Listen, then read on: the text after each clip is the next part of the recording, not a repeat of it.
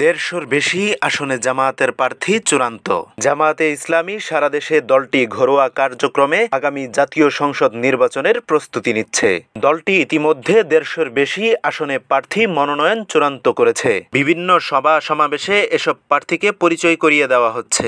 আগামী নির্বাচনে দুই ধরনের প্রস্তুতি রেখে এগোচ্ছে জামায়াত। ৩০০ আসনে একক প্রার্থী দেওয়া এবং নির্বাচনের সময় বিরাজমান পরিস্থিতির আলোকে জোটবদ্ধভাবে নির্বাচনের প্রার্থী মনোনয়ন করা। এই লক্ষ্যে ইতিমধ্যে একাধিক ধর্মভিত্তিক রাজনৈতিক দলের সঙ্গে বৈঠক করেছে দলটি।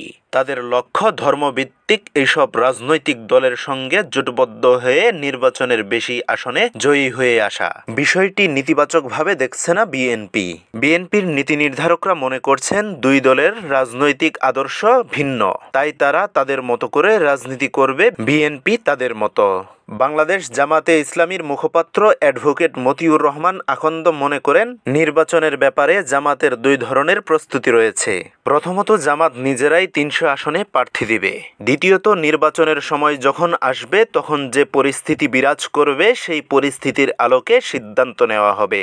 এককভাবে নাকি জোটবদ্ধভাবে নির্বাচনে অংশ নেওয়া হবে তা এখন বলার সুযোগ নেই। পূর্ব মনোনীত প্রার্থীরা এখন মতবিনিময় গণসংযোগ করার মধ্য দিয়ে সারা দেশে তাদের তৎপরতা চালিয়ে যাচ্ছে।